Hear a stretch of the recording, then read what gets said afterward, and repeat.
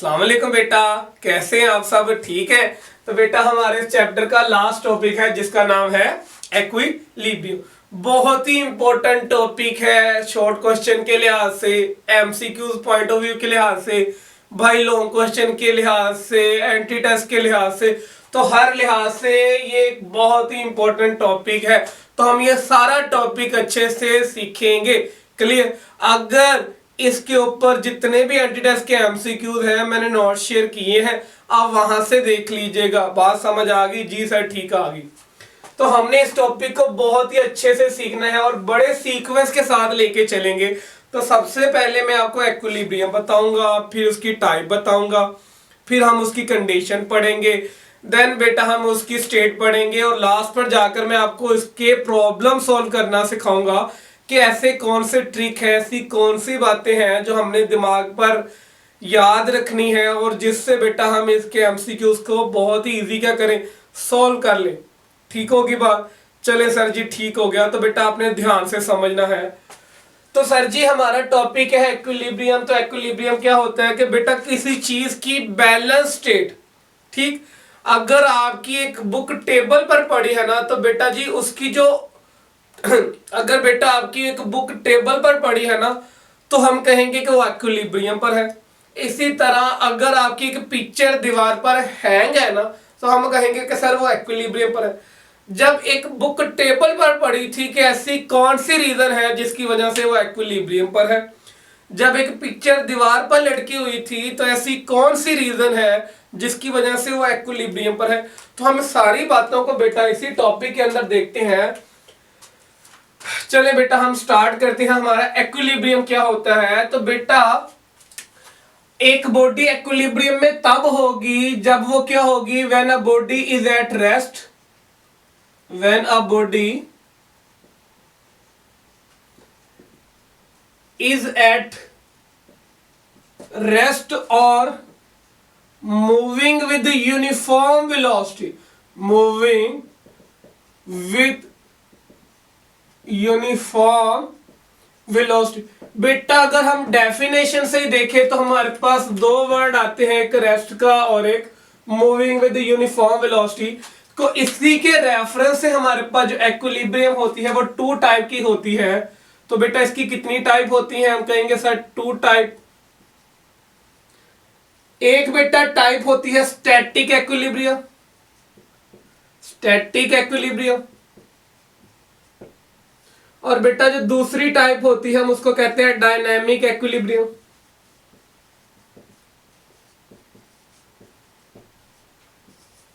बेटा स्टैटिक का मतलब ही क्या सर? रेस्ट। क्या होता है? रेस्ट। तो स्टैटिक इक्विलिब्रियम कब होगी? When a body is at rest, when a body is at rest. तो बेटा जब बॉडी रेस्ट पर होगी हम कहेंगे सर वो स्टैटिक इक्विलिब्रियम पर है। तो इसकी एग्जांपल आपके पास क्या आ गई कि सर एक बुक टेबल के ऊपर पड़ी हुई है, a picture is hang on the wall. अच्छा बेटा जब वो रेस्ट पर है तो उसकी वेलोसिटी क्या होगी? जीरो। तो इन दिस केस बेटा जो उसके पास एक्सेलरेशन होगा वो भी क्या होगा? जीरो। ठीक होगी बात? It is very important. बेटा डायनामिक का वर्ड जब भी आएगा आप यही कहेंगे कि सर आप मोशन के बारे में स्टडी करने लगे हैं, किसी चीज का मोशन। तो बेटा देखिए जब कोई चीज मूव करती है तो उसके पास वेलोसिटी होती है, ठीक। अगर कोई बॉडी एक स्ट्रेट लाइन में मूव कर रही है तो उसके पास लीनियर वेलोसिटी होगी। तो जब कोई बॉडी एक सर्कुलर पाथ में, सॉरी, जब कोई बॉडी अपने एक्सिस के गिर्द रोटेट करती है तो उसके पास एक घूमने वाली वेलोसिटी होती है। तो उस घूमने वाली वेलोसिटी को हम कहते हैं एंगुलर वेलोसिटी। तो हमें पता चला कि सर मोशन को हम डायनामिक इक्विलिब्रियम कहते हैं। तो जब कोई चीज मोशन करती है तो उसके पास एक वेलोसिटी होती है। तो अभी हमने देखा कि वेलोसिटी दो टाइप की है, एक घूमने वाली वेलोसिटी है और एक सीधे चलने वाली वेलोसिटी है। तो इसी के बिहाव के ऊपर डायनामिक इक्विलिब्रियम दो टाइप में डिवाइड हो जाती है। पहली टाइप बेटा इसकी कौन सी होगी कि ये डायनामिक इक्विलिब्रियम है, ये टू टाइप में चली जाती है, टू टाइप। अब इसकी एक टाइप कौन सी होगी, हम कहेंगे सर डायनेमिक ट्रांसलेशनल इक्विलिब्रियम। ठीक, अब ट्रांसलेशनल इक्विलिब्रियम क्या होता है कि सर ये एक ऐसा इक्विलिब्रियम होता है जब कोई बॉडी मूव कर रही होगी, move with uniform linear velocity, uniform linear velocity.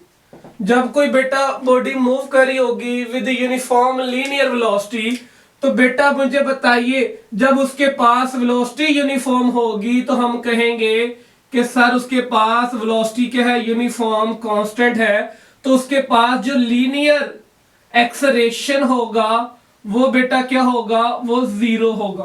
Clear होगी बात। बेटा जो दूसरी टाइप होती है वो कौन सी होती है, डायनेमिक रोटेशनल इक्विलिब्रियम।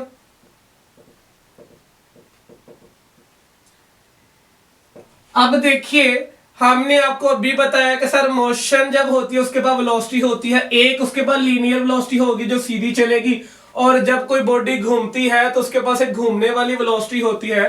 तो बेटा जब उसके पास घूमने वाली वेलोसिटी होगी तो हम कहेंगे कि उसके पास एक रोटेशनल मोशन है। तो डायनेमिक रोटेशनल इक्विलिब्रियम कब होगी, when body moves with uniform angular velocity. ठीक होगी बात। बेटा जो एंगुलर वेलोसिटी होती है वो हम डिनोट करते हैं ओमेगा से, और इसको आप पढ़ेंगे चैप्टर 5 में, और वो हमारे पास क्या होगी, कांस्टेंट। अगर उसके पास घूमने वाली वेलोसिटी कांस्टेंट है तो बेटा जो उसके पास घूमने वाला एक्सेलरेशन होगा, एंगुलर एक्सेलरेशन उसे कहेंगे, एंगुलर एक्सेलरेशन, और उसको डिनोट करते हैं अल्फा से, वो भी बेटा क्या होगा, जीरो। ठीक होगी बात। बेटा इसके एग्जाम्पल आप देखिए कि हम इसके एग्जाम्पल देखते हैं कि सर डायनामिक ट्रांसलेशनल इक्विलिब्रियम जब होगा तो उसके एग्जाम्पल क्या होंगे। तो बेटा हम सबसे पहले लिखेंगे कि एक car moving with uniform velocity, a car is moving with uniform velocity. बेटा इसकी एक बहुत इंपॉर्टेंट और एप्लीकेशन होती है, सॉरी एग्जाम्पल होती है, जिसको हम कहते हैं motion of the paratrooper. Motion of paratrooper ये कौन से होते हैं बेटा, वो जो आसमान पर जाते हैं, वहां से बेटा वो छलांग नहीं मारते, एक जहाज में वो आसमान पर जाते हैं, वहां से बेटा वो छलांग मारते हैं, तो जब वहां से वो डाइव करते हैं तो वो नीचे की तरफ आते हैं, तो वो जब नीचे की तरफ आते हैं तो उनकी वेलोसिटी क्या होती है, कांस्टेंट। क्लियर होगी बात, जी सर क्लियर होगी बात। बेटा डायनामिक रोटेशनल इक्विलिब्रियम की एग्जांपल क्या होंगी, तो देखिए बेटा जब आप फैन को चला देते हैं ना तो फैन बहुत ही कांस्टेंट वेलोसिटी से क्या करता है, रोटेट करता है, तो हम कहेंगे कि motion of the fan about it axis with uniform constant angular velocity. और जब आप अपनी वॉशिंग मशीन चलाते हैं तो वो बेटा क्या करती है, जब वो स्टार्ट करती है तब उसकी वेलोसिटी चेंज होती है, तब उसके पास एक्सेलरेशन होता है, लेकिन थोड़े टाइम बाद बेटा उसका घूमने का स्पीड क्या हो जाता है, कांस्टेंट हो जाता है। भाई आपकी अर्थ भी क्या कह रही है, एक यूनिफॉर्म एंगुलर वेलोसिटी से मूव करती है, क्या रोजाना उसकी वेलोसिटी चेंज होती है, नहीं सर। तो भाई अर्थ वाला भी एग्जांपल आप यहां पर फिट कर सकते हैं। क्लियर होगी बात। तो बेटा एक एमसीक्यू आता है, what are the necessary condition, कि ऐसी कौन सी नेसेसरी कंडीशन है कि एक इक्विलिब्रियम, एक बॉडी क्या हो इक्विलिब्रियम पर, तो आप कहेंगे कि सर जो उसका एक्सेलरेशन होगा, एक्सेलरेशन शुड बी जीरो, कि बेटा एक्सेलरेशन क्या होना चाहिए, जीरो होना चाहिए। अगर एक बॉडी ने बेटा क्या करना है, नेसेसरली अपने आप को इक्विलिब्रियम स्टेट पर रखना है, तो बेटा ये एक नोट होता है और ये बेटा एक एमसीक्यू आता है। यहां तक क्लियर हो गया, जी सर क्लियर हो गया। चलो बेटा जी हम इसको अरेज करते हैं, अब आगे चलते हैं।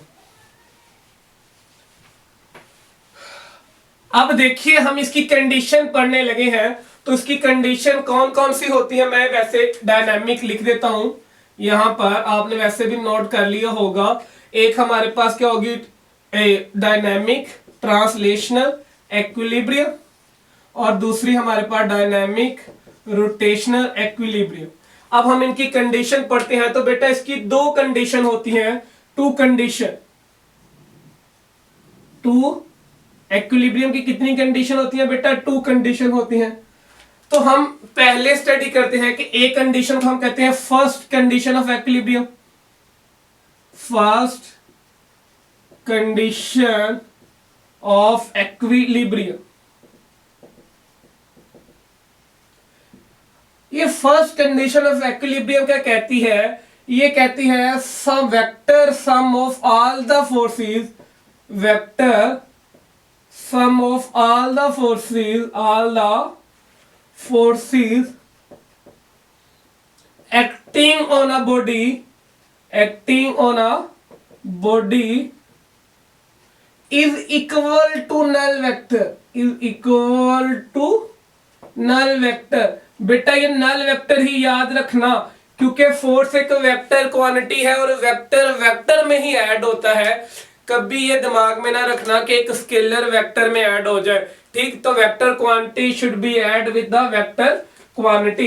अच्छा, इसको मैथमेटिकली लिखते हैं तो हमारे पास क्या आ जाएगा, ये सम की जगह बेटा क्या आ जाएगा, समेशन, और बेटा हमारे पास क्या आ गई, फोर्स एक vector quantity which is equal to null vector. तो sum of all the forces, sorry vector sum of all the forces equal to null vector. अच्छा बेटा जी, हम इसको बनाते, लिख तो लिया, अब हम इसको साथ साथ बताते भी जाते हैं एग्जाम्पल के साथ। ये बेटा जी हमारे पास क्या, एक प्लेन, मैं एक प्लेन ले लेता हूं, साथ साथ ही बेटा मैं क्या करता हूं, आपको समझा देता हूं। बेटा यहां पर हमारा क्या होता है, positive x axis right side के ऊपर, बेटा इसके लेफ्ट साइड के ऊपर हमारा होता है नेगेटिव एक्स एक्सिस।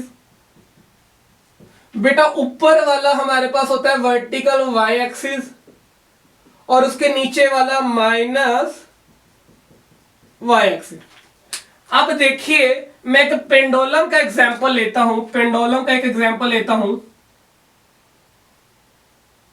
ये बेटा जी एक स्ट्रिंग के साथ मैंने एक बॉब को बांध दिया, ठीक होगी बात। ये बॉब के पास कुछ मैस है, let I will say that mass m है।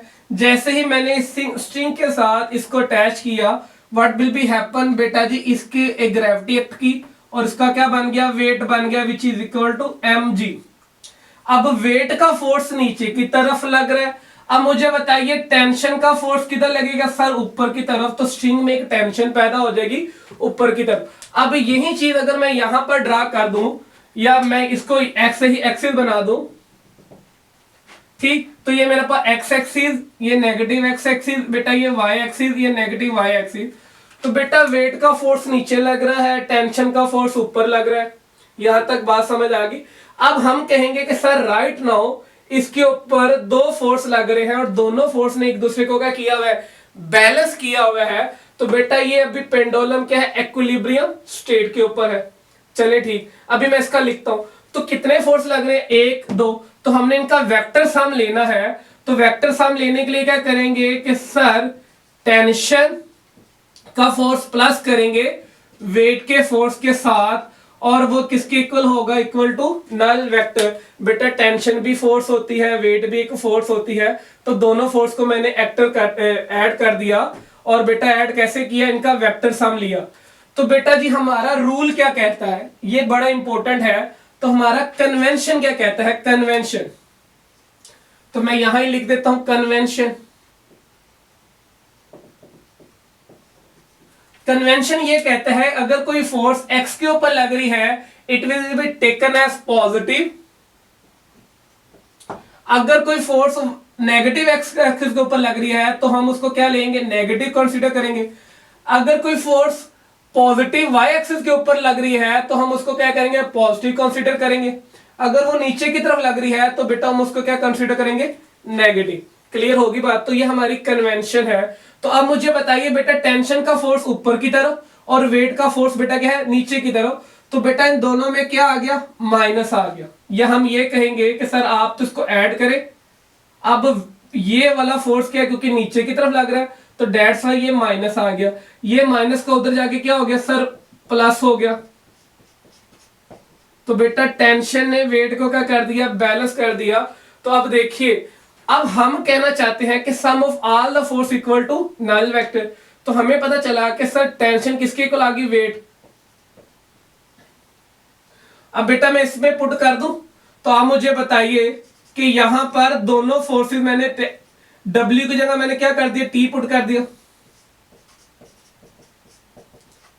तो बेटा ये आपस में क्या होगी, 0 0। तो देखिए बेटा कोई फोर्स लग रही है नहीं, तो हम कहेंगे कि सर ये क्या है, बैलेंस स्टेट।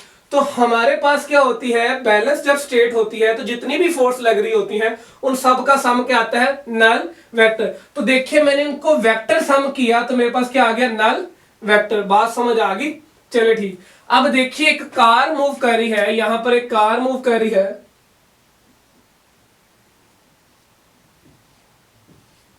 और कार किधर मूव कर रही है, यहां पर, ठीक। तो देखिए इस कार के ऊपर इसका एक सेंटर ऑफ ग्रेविटी है, और बेटा उसके ऊपर बेटा इसका वेट है, और वेट का फोर्स इसका बेटा किधर लग रहा होगा, नीचे की तरफ। इसी तरह बेटा एक नॉर्मल फोर्स गाड़ी के ऊपर की तरफ भी लग रहा होगा, ठीक होगी बात। अब कार किधर मूव कर रही है सर, अप्लाइड फोर्स आपका इधर है, इसी तरह बेटा पीछे की तरफ एक फोर्स लग रहा है जिसको हम कहेंगे फ्रिक्शन फोर्स, ठीक होगी बात। तो टोटल राइट नाउ कि जब ये कार यूनिफॉर्म वेलोसिटी से मूव करेगी, यूनिफॉर्म वेलोसिटी से मूव करेगी, तो हम कह सकते हैं कि सर इसके अंदर जो एक्सलेरेशन पैदा होगा वो क्या होगा, 0। तो इसका जो एक्सलेरेशन है वो बेटा क्या है, 0, ठीक होगी बात। जब बेटा इसका एक्सलेरेशन ही 0 हो गया तो इसकी नेट फोर्स कितनी हो जाएगी, F net is equal to M A. तो ए जब 0 हो गया तो एफ नेट क्या होगी, 0। तो बेटा ये बॉडी क्या कर रही है, एक इक्विलिब्रियम के साथ बेटा मूव कर रही है, उसको हम कहेंगे डायनामिक ट्रांसलेशनल इक्विलिब्रियम।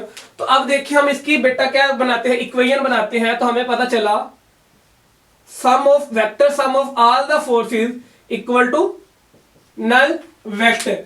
तो अब देखिए टोटल कितने नंबर ऑफ फोर्स लग रही है सर, 4।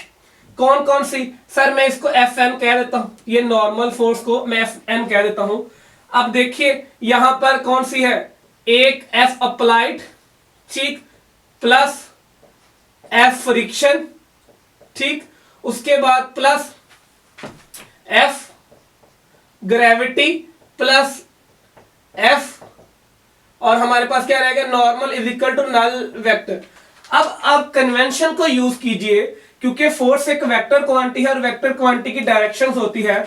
तो देखिए ये जो एफ ए है किधर लग रही है, इधर लग रही है। So this force is taken as positive, तो बेटा ये पॉजिटिव।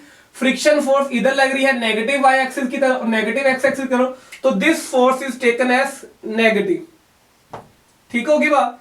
अब देखिए ये वेट का फोर्स नीचे लग रहा है, तो बेटा कन्वेंशन के अकॉर्डिंग ये बेटा क्या कंसीडर किया जाएगा, नेगेटिव। अब बेटा नॉर्मल फोर्स किधर लग रही है, ऊपर की तरफ, तो ये बेटा पॉजिटिव कंसीडर किया जाएगा अकॉर्डिंग टू कन्वेंशन। तो हमारे पास F A plus F N equal आ गई एफ फ्रिक्शन। तो अब देखिए ये दोनों फोर्स ने इन दोनों फोर्स को क्या कर दिया, बैलेंस कर दिया।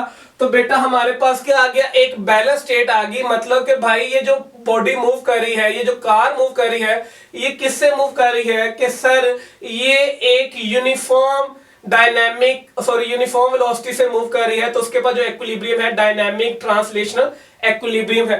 बात समझ आ गई। अगर ये वाली वैल्यू आप इस इक्वेशन में पुट करोगे तो आपके पास नल वेक्टर किसके इक्वल आ जाएगा, नल वेक्टर के इक्वल आ जाएगा।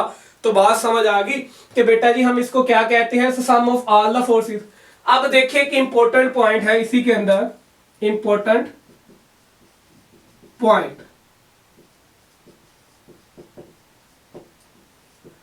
अब इन the case of coplanar forces, बेटा जो कोप्लेनर फोर्सेस होती हैं वो एक ही प्लेन पर एक्ट करती हैं।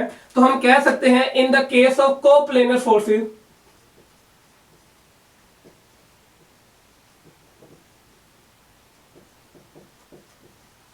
अब हुआ क्या कि सर हम इतनी बड़ी इक्वेशन नहीं बनाना चाहते, तो हमारी विश है कि हम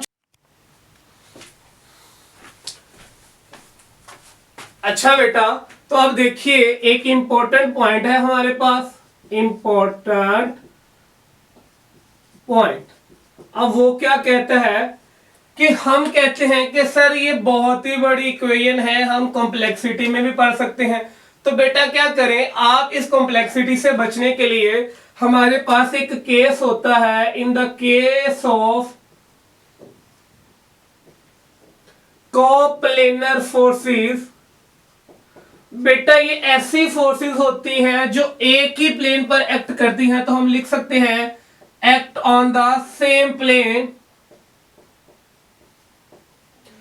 तो जब आप in the case of coplanar की बात करते हैं तो आप कह सकते हैं कि जितनी भी फोर्स एक्स एक्सिस के ऊपर लग रही है उन सब का सम बेटा क्या आएगा, नल वेक्टर। और जितनी भी फोर्स वाई एक्सिस के ऊपर लग रही है उन सब का सम बेटा क्या आएगा, नल वेक्टर। अब इसी केस को हम थोड़ा सा और सिंपल करते हैं। तो देखिए number of force acting on X axis is equal to null vector, और हमारे पास sum of all the force acting on Y axis equal to null vector. अब मुझे बताइए एक्स एक्सिस पे कौन सी फोर्स लग रही है, सर एक ये और एक ये। तो हम कह सकते हैं कि सर एफ अप्लाइड का सम कीजिए फ्रिक्शन के फोर्स के साथ, आपके पास क्या आएगा, एक नल वेक्टर, क्योंकि वेक्टर ही वेक्टर में ऐड होता है। क्लियर होगी बात। तो बेटा जी ये पॉजिटिव है और ये नेगेटिव है अकॉर्डिंग टू कन्वेंशन। तो वाई के ऊपर कितनी लग रही है, सर ये दो फोर्स लग रही हैं। तो हमारे पास जो एफ एन है, normal force is taken as positive, and जो हमारे पास ग्रेविटी की फोर्स है इज टेकन एज नेगेटिव। तो बेटा जी ये हमारे पास क्या आ गया, in the case of coplanar forces. तो हमने अपने केस को बेटा क्या करते गए, सिंपल से सिंपल करते गए। तो अब जब हम इनको सॉल्व करने जाएंगे तो बेटा जी हम sigma F X is equal to null vector और sigma F Y is equal to null vector बेटा यही अप्लाई करेंगे। तो हम कह सकते हैं कि जो हमारी फर्स्ट कंडीशन ऑफ इक्विलिब्रियम है ये फर्दर टू में डिवाइड हो जाती है। Summation F X is equal to 0, sum of all the forces acting on a x axis is 0, and summation fy is equal to 0, sum of all the force acting on a y axis is equal to 0। अब बेटा देखिए हम दूसरी condition के ऊपर चलते हैं, second condition of equilibrium. Second condition of equilibrium,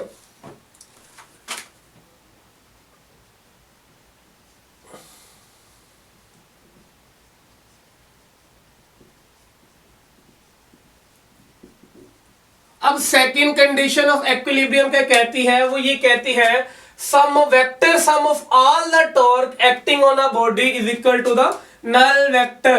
तो हम कहते हैं vector sum of all the torque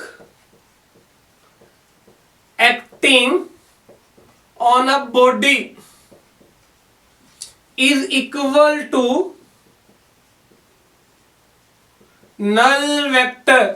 null vector क्योंकि बेटा टॉर्क भी क्या है, एक वेक्टर क्वांटिटी है और वेक्टर वेक्टर के साथ ही ऐड होता है। Sum of all the torque is equal to null vector. तो यहां भी एक छोटी सी कन्वेंशन है वो आप यहां लिख लें। अभी मैं उसकी प्रॉब्लम आपको सॉल्व करवाता हूं, एक आपको ट्रिक बताता हूं। तो कन्वेंशन क्या है कि सर अगर आपका टॉर्क एंटी क्लॉकवाइज है तो then torque is taken as positive. अगर आपका टॉर्क क्लॉकवाइज है तो then is taken as negative. यहां तक बेटा बात समझ आ गई, चलो ठीक। तो बेटा अगर ये दोनों कंडीशनें सेटिस्फाई हो जाए, if both condition satisfied then a body is said to be complete equilibrium। अगर दोनों कंडीशन बेटा जी सेटिस्फाई होगी तो बॉडी क्या होगी, कंप्लीट इक्विलिब्रियम। तो हम कह सकते हैं, अब बेटा मैं इसको रेस करने लगा हूं और यहां से बेटा क्या करूंगा, मैं आपको छोटे से ट्रिक बताऊंगा। कि आपने प्रॉब्लम कैसे सॉल्व करना है, और उसके बाद बेटा जी मैं आपको इसकी क्या बताऊंगा, स्टेट ऑफ एक्विलिब्रियम। तो हम कह सकते हैं for complete equilibrium, for complete equilibrium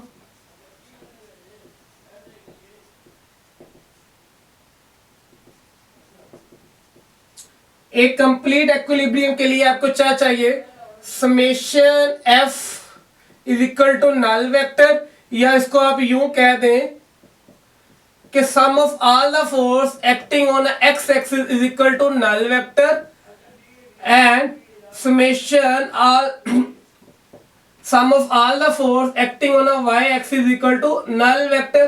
पहली कंडीशन उसके ऊपर भी बेटा क्या होनी चाहिए, इंप्लीमेंट, एंड दूसरी कंडीशन भी उसके ऊपर इंप्लीमेंट होनी चाहिए, summation all the torque acting on a null vector. तो ये पहली कंडीशन और ये दूसरी कंडीशन। अब देखिए एक बहुत इंपॉर्टेंट है, how to solve equilibrium problem.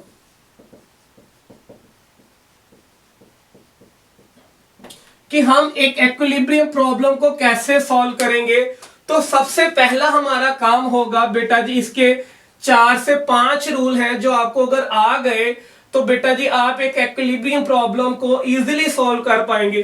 तो पहला रूल ये है कि आपने आइडेंटिफाई करना है, identify all the forces.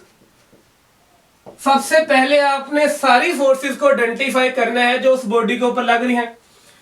Main point क्या है बेटा जी, don't forget the pivot point force. आपने पिवट पॉइंट के फोर्स को नहीं भूलना। फिर बेटा क्या करना है, मेक द फोर्स इक्वेशन,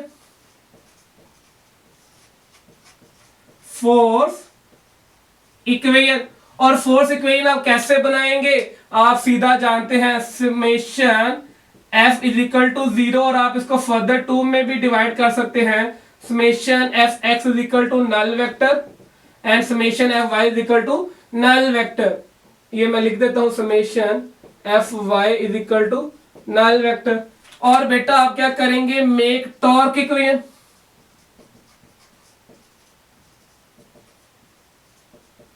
और टॉर्क इक्वेशन के लिए आप क्या करेंगे, summation torque is equal to null vector. और लास्ट में बेटा जी आपका मैथ और अलजेब्रा काम आएगा, मैथ एंड अलजेब्रा बेटा आपका क्या आएगा, ये काम आएगा। अगर ये 4-5 चीजें आपको आगे करनी तो बेटा जी आप एक्विलिब्रियम के प्रॉब्लम आराम से डील कर लेंगे। चलिए मैं आपको सिखाता हूं यहां ही। तो देखिए मैं एक एग्जांपल लेता हूं, किसकी बेटा, सी सा की एग्जांपल लेता हूं। सी सा, ये बॉडी कंप्लीट एक्विलिब्रियम पर है। तो देखिए ये एक सीसा है। सीसा कैसा होता है सर, एक इस तरह का स्केल बना होता है और यहां पर उसका बेटा क्या होता है, सेंटर, ये इसका पिवट पॉइंट है। यहां पर एक मैस बैठा हुआ है और इस मैस को बेटा मैंने नाम दे दिया कि ये जो मैस है ये M1 है, और यहां पर कोई दूसरा मैस है, इसको मैंने नाम दे दिया M2। क्लियर होगी बात बेटा। इसकी जो ओवरऑल लेंथ है यहां से लेकर यहां तक, इसको मैं L का नाम दे देता हूं, ठीक होगी बात। और इस पॉइंट को बेटा मैं ओरिजिन का नाम देता हूं, सेंटर या O। यहां से लेकर यहां तक जो डिस्टेंस है, या इस पॉइंट को मैं नाम देता हूं सर A, ठीक। तो यहां से OA तक जो डिस्टेंस है वो मैं R1 मान लेता हूं, ठीक। और यहां से लेकर यहां तक जो डिस्टेंस है, और इस पॉइंट को बेटा मैं नाम देता हूं B, और बेटा O से B तक जो डिस्टेंस है वो कितना है, R2। क्लियर होगी बात यहां तक बेटा, ठीक। अब हमने बेटा क्या किया, सारे डायग्राम को हाईलाइट कर लिया। यहाँ पे एक बंदा बैठा है, यहाँ पे दूसरा बंदा बैठा है, ये दोनों बेटा क्या है, एक बैलेंस स्टेट के ऊपर है। तो अब हम क्या करते हैं, सबसे पहला काम हमारा क्या है कि हमने आइडेंटिफाई ऑल द फोर्सेस करना है। सर देखे करें, तो देखिए बेटा जी ये एक मैस है, जब मैस बैठेगा तो उसके ऊपर एक ग्रेविटी एक्ट करेगी, ग्रेविटी का फोर्स उसको नीचे की तरफ अट्रैक्ट करेगा, जिसकी वजह से इसका बेटा क्या बन जाएगा, weight. Weight is equal to M1 g. तो बेटा वेट भी एक आपके पास क्या होती है, फोर्स। तो एक फोर्स आपने आइडेंटिफाई कर ली। देखिए ये भी मैस यहां पर बैठा हुआ है, ये भी बेटा इसके ऊपर भी ग्रेविटी नीचे की तरफ अट्रैक्ट करेगी। तो यहां पर आपने दूसरी फोर्स आइडेंटिफाई कर ली, यहां पर वेट 2 बन गया which is equal to m2g। Clear होगी बात। अब देखिए don't forget the pivot point force. ये जो पिवट पॉइंट का फोर्स होगा एफ पिवट, ये बेटा किधर होगा, ऊपर की तरफ। अब आप मुझे बताइए टोटल कितने नंबर ऑफ फोर्स एक्ट कर रहे हैं सर, 1 2 3। तो इस फोर्स ने इन दोनों फोर्स को बेटा क्या किया हुआ है, बैलेंस। तो बेटा मुझे बताइए क्या इसके अंदर टॉर्क पैदा हो रहा है, जी सर पैदा हो रहा है। कैसे बेटा, यहां से लेकर यहां तक डिस्टेंस इसके पास क्या है, r1। तो ये जो r1 है ये मूवमेंट आर्म आपको मिल गया, मूवमेंट आर्म। और यहां से लेकर यहां तक बेटा क्या है, डिस्टेंस r2, और ये आपको एक और मूवमेंट आर्म मिल गया। तो बेटा यहां पे भी एक टॉर्क पैदा हो रहा है जिसको हम T1 कह देते हैं, और यहां पे भी एक टॉर्क पैदा हो रहा है T2। अब क्या करेगा, अब क्या करें, आप इसको बेटा सेंटर की तरफ लेके जाए, इस टॉर्क को, और इस टॉर्क को बेटा कहां पे लेके जाएं, सेंटर की तरफ, यानी पिवट पॉइंट की तरफ। अगर मैं यहां पर एक क्लॉक बना दूं तो ये बेटा कितना 12, बेटा ये 3, ये 6 और ये 9। अब देखिए यहां से घड़ी चली 9 से 12, तो आप कहेंगे कि सर जो T1 है, जो टॉर्क T1 है ये बेटा कैसा है, क्लॉकवाइज। ठीक, क्लियर होगी बात। और देखिए आप 3 से 12 पर गए, जो तो T2 है वो कितना है, एंटी क्लॉकवाइज। तो ये बेटा नेगेटिव कंसीडर किया जाएगा, ये पॉजिटिव कंसीडर किया जाएगा। तो बेटा इस तरह हम टॉर्क को भी फाइंड कर सकते हैं। अब देखिए सबसे पहले मैंने क्या करना है, फोर्स इक्वेशन बनानी है। तो देखिए sum of all the force acting on a y axis is equal to 0। तो x के ऊपर कोई फोर्स लग रही है sir, no. Sum of all the force acting on a y axis is equal to null vector. तो बेटा x के ऊपर कोई फोर्स नहीं है, एक बेटा ऊपर की तरफ है, दो नीचे की तरफ, तो सारी की सारी वर्टिकल फोर्स लग रही है। तो आप मुझे बताइए सर ये वाली फोर्स और ये वाली फोर्स जब आप इसको वेक्टर के तौर पर लिखेंगे तो बेटा ये क्या होंगी, नेगेटिव। चले मैं पहले आपको सीधा ही लिख देता हूं कि sir sum of all the force acting on a null vector. तो बेटा ये क्या आ गई, Fp प्लस W1 वेट का फोर्स प्लस W2 वेट का force is equal to null vector. अब देखिए अगर हम कन्वेंशन यूज करें तो ये वेट का फोर्स क्या आएगा, नेगेटिव, क्योंकि वो डाउनवर्ड है। अब ये दोनों नेगेटिव बेटा क्या करेंगे, अगर आप उधर ले जाएं तो आपके पास क्या हो जाएंगे, प्लस के नहीं हो जाएंगे। अब यही कहेंगे कि सर जो पिवट पॉइंट का फोर्स है उसने वेट को क्या किया हुआ है, बैलेंस किया हुआ है, और आपका बेटा क्या है, सीसा यू। अब देखिए टॉर्क बनाइए, sum of all the torque acting on a body is equal to null vector. तो आप दूसरी इक्वेशन बनाइए, summation tau is equal to null vector. तो अब देखिए कितने टॉर्क है सर, दो टॉर्क है, एक क्लॉकवाइज और एक एंटी क्लॉकवाइज। तो मुझे बताइए कि समेशन टा, तो आपने क्या कहना है बेटा, दोनों को सम करना है ना, sum of all the torque is equal to null vector. तो आपके पास T1 plus T2 is equal to null vector. Clear होगी बात, tau 1 plus tau 2 is equal to null vector. तो आपके पास जो टाउ 1 है वो क्या है, क्लॉकवाइज। तो बेटा आप उसको क्या लेंगे, नेगेटिव, तो इसके साथ मैं क्लॉकवाइज लिख दूं। और जो हमारे पास टाउ 2 है ये हमारे पास के एंटी क्लॉकवाइज, इसको हमने क्या लेना है, पॉजिटिव। तो अब देखिए इसको आप उधर लेके जाइए, ये वाला नेगेटिव उधर आके क्या हो गया, प्लस। तो आपके पास एंटी टॉर्क क्लॉक किसके इक्वल हो गया। अब देखिए दोनों टॉर्क ने भी अपने आप को इक्वल किया हुआ है। नाउ बेटा आपके पास बॉडी क्या है, कंप्लीट इक्विलिब्रियम। तो this is the simple method to solve, ठीक है, कि इक्विलिब्रियम को प्रॉब्लम को आपने कैसे सॉल्व करना है। ठीक होगी बात। आई होप आपको अंडरस्टैंड हो गया होगा कि सारी के सारी इक्विलिब्रियम होती क्या है। अब हम करते हैं इसका एक प्रॉब्लम, पहले इसका प्रॉब्लम करेंगे फिर हम उसका प्रॉब्लम करेंगे। इवन कि आप चाहे या आप डिफरेंट अमाउंट पर रीडिंग रखकर आप R1 भी निकाल सकते हैं। ठीक, अगर मैं आपसे ये मैथ दे दूं, ये मैथ दे दूं और ये डिस्टेंस दे दूं और आपसे कहूं कि R1 निकालिए, तो आपके पास ये वाला फार्मूला है टॉर्क का। तो टॉर्क किसके इक्वल होता है, आप कहेंगे कि सर RF का प्रोडक्ट होता है, RF साइन थीटा। अब एंगल कितना आ गया सर 90 डिग्री, तो बेटा हम तो सीधा आर एफ लिखेंगे ना, आर एफ R1 F1। अब देखिए ये वाला कितना हो गया, आप कहेंगे सर R2 F2, यहां भी थीटा कितना है सर 90 डिग्री, तो विच is equal to R2 F2। तो F1 कितना है आपके पास R1 M1 G is equal to R2 M2G, g से कट गया। तो बेटा जी आपके पास ये भी वैल्यू है, ये भी वैल्यू, ये भी वैल्यू, तो आप R1 निकाल सकते हैं। तो आप कोई भी वैल्यू पुट कर आप अपना नॉलेज बेटा क्या कर सकते हैं, यहां से रिवाइज कर सकते हैं। ओके बेटा,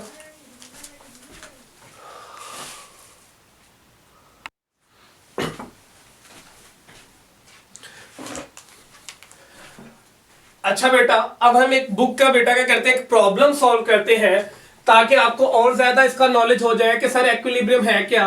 तो आप देखिए इन्हीं चीजों को हम यूज करेंगे, ठीक है, इन्हीं 4 पॉइंट को यूज करेंगे, इन्हीं 2 कंडीशन को यूज करेंगे और आपने बेटा क्या करेंगे, यहां से एक प्रॉब्लम को सोल्व कर लेंगे। देखिए प्रॉब्लम बहुत ज्यादा आसान है, मैंने इसके बहुत सारे प्रॉब्लम सोल्व किए हैं नोट्स में और मैंने आपके साथ शेयर किए हुए, तो आप ध्यान से देख लीजिएगा। अब देखिए हम बुक का एक प्रॉब्लम चूज करते हैं, उसको सोल्व करते हैं। अब वो कहता है कि सर देखिए एक आपके पास क्या थी, एक लाइन थी, यहां पर आप कपड़े सुखा सकते थे, ठीक। जब मैंने इसके ऊपर कपड़ा नहीं डाला तो ये जो हॉरिजॉन्टल लाइन थी बिल्कुल फ्लैट थी, बिल्कुल ऐसे। जैसे ही मैंने इसके ऊपर 10 न्यूटन का एक वेट डाला, 10 न्यूटन की बेटा एक वेट डाला, वेट कितना बेटा डाला 10 न्यूटन, तो बेटा इस लाइन के अंदर ये जो लाइन थी जो फ्लैट थी इसके अंदर एक डिस्टॉर्शन क्रिएट होगी और ये लाइन कैसी बन गई, ऐसे, इसके अंदर एक डिस्टॉर्शन क्रिएट होगी और ये जो डिस्टॉर्शन क्रिएट हुई इसने बेटा हॉरिजॉन्टल के साथ कितना एंगल बना दिया, इतना 15 डिग्री, कितना बनाया 15 डिग्री। अब देखिए ये लाइन बड़ी फ्लैट थी, ठीक होगी बात। तो जब इसके ऊपर वेट नहीं था ये लाइन इस तरह थी, जैसे ही मैंने इसके ऊपर वेट डाला बेटा जी इस लाइन के अंदर एक डिस्टॉर्शन क्रिएट होगी, क्लियर होगी बात। और इसने हॉरिजॉन्टल के साथ कितना एंगल बनाया सर 15 डिग्री का एंगल बनाया। यार एक तो डायग्राम बनानी बड़ी मुश्किल होगी मुझे,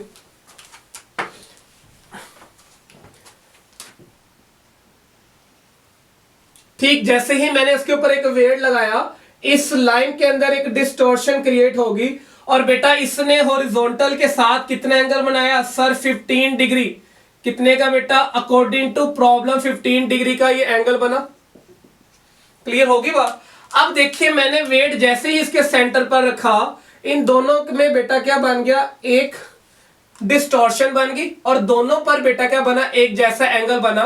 तो वेट आपने कितना लटकाया बेटा 10 न्यूटन, ठीक होगी बात। अब देखिए जब आप वेट लगाएंगे तो टेंशन बन जाएगी, तो बेटा इसके इधर भी एक टेंशन बन जाएगी जिसको हम T1 कह देंगे और इधर भी एक टेंशन बन जाएगी T2। बेटा याद रखिए दोनों ही बेटा क्या है, दोनों एंगल सेम है। तो ये लाइन बिल्कुल डायग्राम में आप सही समझिएगा, मेरे से थोड़ी कम ज्यादा होगी ये वाली लाइन, तो आप ये ना समझिएगा ये दोनों लाइन एक जितनी है लेंथ, ठीक। 15 degree angle 15 degree angle, clear. अब देखिए हमने क्या किया, ये हॉरिजॉन्टल लाइन है, मैंने यही हॉरिजॉन्टल लाइन यहां बना दी इधर ऐसे, सही हो गया। और यहां पर बेटा मैं क्या करता हूं, एक वर्टिकल लाइन बना देता हूं। अब ये देखिए ये वाली जो लाइन है ये मेरे पास एक्स एक्सिस है और ये वाली लाइन मेरे पास क्या आ गई, नेगेटिव एक्स एक्सिस। ये जो लाइन है ये हॉरिजॉन्टल है और ये भी लाइन क्या है, हॉरिजॉन्टल। ये दोनों आपस में लाइन पैरेलल है। अगर ये एंगल थीटा है तो इसके यहां भी जो एंगल बनेगा वो भी थीटा बनेगा और थीटा कितना है बेटा जी हमारे पास 15 डिग्री है, यहां भी 15 और यहां भी 15, क्लियर होगी बात। तो यहां भी बेटा क्या बनेगा, थीटा बनेगा, क्लियर। और यहां भी बेटा क्या बनेगा, थीटा, ठीक होगी बात। अब देखिए एक वेक्टर यूं लग रहा है और एक वेक्टर यूं लग रहा है, तो हमने क्या किया, इस वेक्टर के कंपोनेंट ड्रा कर दिए, ठीक। तो ये वेक्टर कितना हॉरिजॉन्टल के साथ एंगल बना रहा है सर 15 डिग्री का, इस तरह। तो मैंने बेटा क्या किया, इस टेंशन के कंपोनेंट ड्रा किए। तो थीटा के सामने वाला कौन सा कंपोनेंट होगा, आप कहेंगे sir c times sine theta, ठीक। थीटा के सामने हमेशा कौन सा कंपोनेंट होता है, वर्टिकल कंपोनेंट, ठीक। T1 साइन थीटा और थीटा के लॉन्ग कौन सा होगा सर हमारा cos थीटा, क्लियर होगी बात। अब इसी तरह मैं जब इस टेंशन के भी कंपोनेंट ड्रा करूंगा तो मुझे बताइए थीटा के सामने कौन सा कंपोनेंट होगा? सर आपके पास साइन थीटा का यानी वर्टिकल कंपोनेंट, और थीटा के लॉन्ग कौन सा होगा आपके पास? सर आपके पास cos थीटा होगा। अब देखिए मैंने सारी की सारी फोर्स को आइडेंटिफाई कर दिया। सबसे पहला काम कि टोटल नंबर ऑफ फोर्स कितनी लग रही है? सर 1 2 3 4 5। क्लियर होगी बात? तो टोटल नंबर ऑफ फोर्सेस कितनी है? 5। तो आपने कहा टोटल नंबर ऑफ फोर्स कितनी है? सर 5।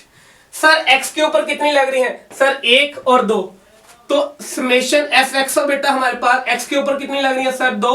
y के ऊपर कितनी लग रही है? 3। अब क्वेश्चन में ये पूछा जाता है कि सर क्वेश्चन ये कहता है फाइंड कीजिए टेंशन इन स्ट्रिंग। आपने स्ट्रिंग के अंदर क्या करनी है? टेंशन निकाल के देनी है। ये जो टेंशन बन रही है आपने यही निकाल कर देनी है। तो अब देखिए हम क्या करेंगे, समेशन एफ एक्स को यूज करेंगे is equal to null vector, and summation F Y को बेटा हम यूज करेंगे is equal to null vector. 3 इसके लिए 2 इसके लिए। तो बेटा जब हम summation F X is equal to null vector लिखेंगे तो देखिए कन्वेंशन के अकॉर्डिंग ये वाली फोर्स क्या होगी बेटा? पॉजिटिव। और ये वाली फोर्स क्या होगी बेटा according to convention? Negative is equal to 0 या नल वेक्टर। ठीक होगी बात? तो नल वेक्टर ही लिख ले। अब ये वाला उधर आके क्या हो गया? प्लस हो गया, क्योंकि वेक्टर ही वेक्टर में क्या होता है? ऐड होता है। तो स्केलर वेक्टर में ऐड नहीं हो सकता। अब देखिए यहां भी cos थीटा है, यहां भी cos थीटा है, और थीटा आपके पास कितना है? Sir 15 degree. यहां भी cos 15 डिग्री, यहां भी cos 15 डिग्री। तो बेटा ये कट गया। तो आपके पास टेंशन T1 किसके इक्वल आ गई? T2। तो हम कह सकते हैं सर वो T है। मतलब कि सर जो यहां टेंशन होगी उतनी ही यहां टेंशन होगी, दोनों की टेंशन सेम है। अगर आप टेंशन T ही निकाल लें तो आप दोनों की टेंशन बता देंगे कि सर इधर कितनी है और इधर कितनी है। अब ये वाला सॉल्व हो गया। अब हम इससे सॉल्व करते हैं। ठीक, summation F Y is equal to null vector. बेटा एफ वाई के ऊपर कितनी फोर्स लग रही है? सर 3, 1 2 3। क्लियर होगी बात? सर ये ऊपर की तरफ लग रही है तो दिस इज वाई ये टेकन एज पॉजिटिव, और ये नीचे की तरफ लग रही है that's why it is taken as negative. तो हमारे पास क्या आ गया? T1 sine theta plus T2 sine theta minus W1 is equal to null vector. तो ये जो W है वेट इधर आके क्या हो गया? Plus T1 sine theta plus T2 sine theta is equal to weight.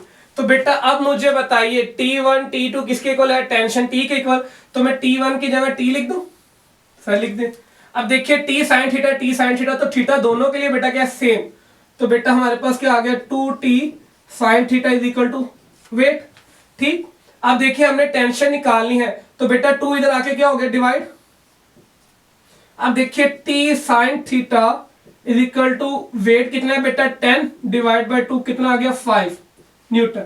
तो T साइन थीटा हमारे पास कितना आ गया बेटा? 5 न्यूटन। बट हमें क्या चाहिए? हमें तो सर टेंशन चाहिए। तो साइन थीटा कितना है सर? 15 डिग्री। अब मैं इसको यहां पे करने लगा हूं तो T sine 15 degree is equal to कितना आ गया बेटा? 5। तो आप साइन 15 डिग्री की वैल्यू लिखिए जो 0.2 समथिंग आएगी, 25 आएगी, और बेटा वो इसको इधर डिवाइड कर दीजिए। ठीक, क्योंकि ये वाली वैल्यू आएगी, इसको इधर डिवाइड कर दीजिए तो आपके पास टेंशन इन द स्ट्रिंग क्या हो जाएगी? आपके पास इसका आंसर आ जाएगा टेंशन इन द स्ट्रिंग। तो आप मुझे बता सकते हैं कि यहां पर टेंशन कितनी है और यहां पर टेंशन कितनी है। इसके अलावा इसके जितने भी प्रॉब्लम है, ठीक है, और इसके रिलेटेड जितने भी एमसीक्यूज हैं मैंने आपके साथ शेयर किए हुए, आप वहां से देख लीजिएगा। अगर फिर भी कोई कंफ्यूजन है मुझे बता दीजिए, मैं खुद सॉल्व करवा दूंगा। ठीक होगी बात? वेबसाइट पे मैंने सारे के सारे नोट्स रखे हुए हैं तो आप वहां से देख लीजिएगा। ओके बेटा, अल्लाह हाफिज।